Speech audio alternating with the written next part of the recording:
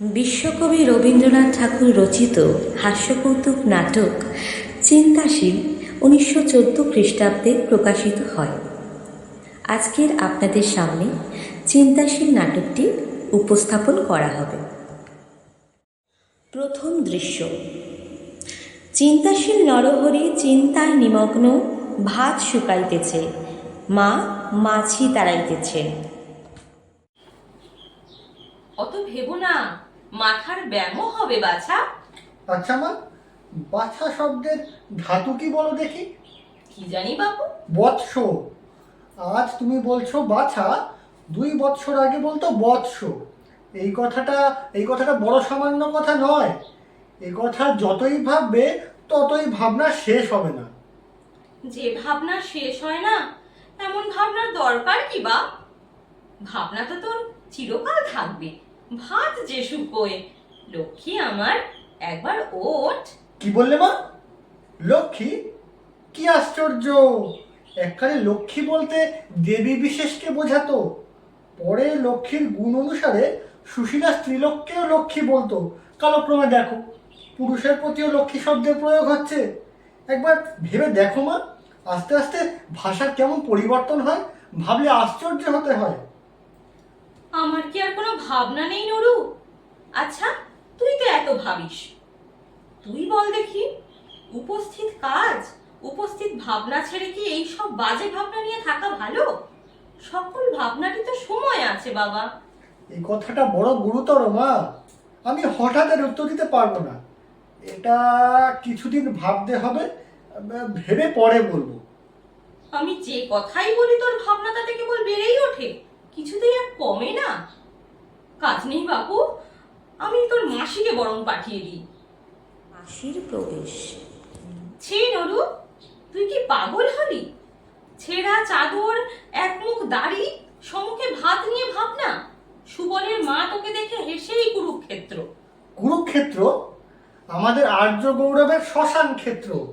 মনে পড়লে কি শরীর রোমাঞ্চিত হয় না? অন্তঃকরণ অধীর হয়ে ওঠে না? আহা আহা, কত কথা মনে পড়ে, কত ভাবনাই জেগে ওঠে। বলো কি মাসি, হেসে কুরুক্ষেত্র, তার চেয়ে বড় না কেন কেঁদে কুরুক্ষেত্র। ওমা, ওমা, এই যে কাঁদতে বসলে! আমাদের কথা শুনলে এর শুধু শোক উপস্থিত হয়। কাজ নেই বাবু, আমার এখানে থেকে আর। দিদিমার প্রবেশ। সূর্য যে অস্ত যায় বাবা।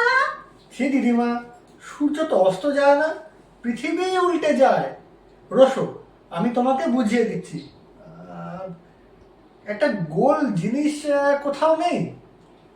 এই তোমার মাথা আছে, মুন্ডু আছে। কিন্তু মাথা যে বদ্ধ, মাথা যে ঘোরে না। তোমারই করে না, তোমার রকম দেখে পাড়াশুদ্ধ লোকের মাথা ঘুরছে।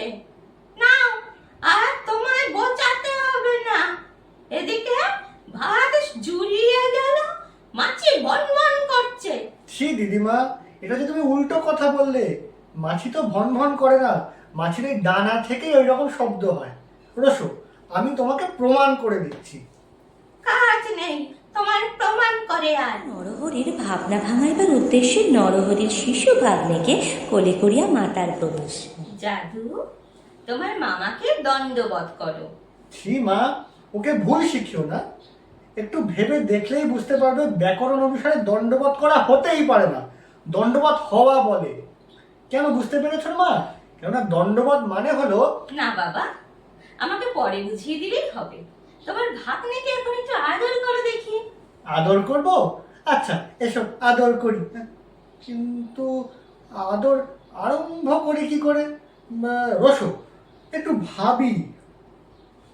আদর করবে, তাতেও ভাবতে হবে নুরু? ভাবতে হবে না মা, বলো কি? ছেলেবেলাকার আদরের ওপরে ছেলের সমস্ত ভবিষ্যৎ নির্ভর করে, তা কি তুমি জানো? ছেলেবেলাকার এক একটা সামান্য ঘটনার ছায়া বৃহৎ আকার ধরে আমাদের সমস্ত যৌবনকালকে, আমাদের সমস্ত জীবনকে আচ্ছন্ন করে রাখে। এটা যখন ভেবে দেখা যায়, তখন কি ছেলেকে আদর করা একটা সামান্য কাজ বলে মনে হয়? এইটা একবার ভেবে দেখো দেখি মা। থাক বাবা, সে কথা আর একটু পরে ভাববো। এখন তোমার ভাইটির সঙ্গে দুটো কথা কাও দেখি। ওদের সঙ্গে এমন কথা হওয়া উচিত যাতে ওদের আমোদ এবং শিক্ষা দুইই হয়। আচ্ছা হরিদাস, তোমার নামের সমাস কি বলো দেখি?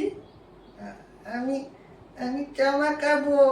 দেখো দেখি বাচ্চা, ওকে এসব কথা জিজ্ঞেস করো কেন? ও কি জানে? না, ওকে এই বেলা থেকে এই রকম করে করে অল্পে অল্পে আমি মুখস্থ করিয়ে দেব। না বাবা, কাজ নেই আমার তোমার আদর করিয়ে কই আর। নরহরি মাথায় হাত দিয়ে পুনশ্চ চিন্তায় মগ্ন।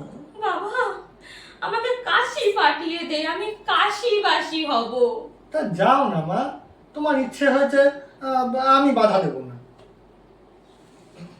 নুরু আমার সকল কথাতেই ভেবে অস্থির হয়ে পড়ে, কিন্তু এটাতে বড় বেশি ভাবতে হলো না যেন। তাহলে তো আমাকে মাসে মাসে কিছু টাকার বন্দোবস্ত করে দিতে হবে বাবা। সত্যি নাকি? তাহলে তো আমাকে আর কিছুদিন ভাবতে হবে। এ কথা নিতান্ত সহজ কথা নয়। আমি 1 সপ্তাহ ভেবে তারপরে বলবো। না বাবা, তোমার আর ভাবতে হবে না, আমার কাশি গিয়ে আর কাজ নেই। নমস্কার। নমস্কার। আজ অনুষ্ঠান এখানেই শেষ।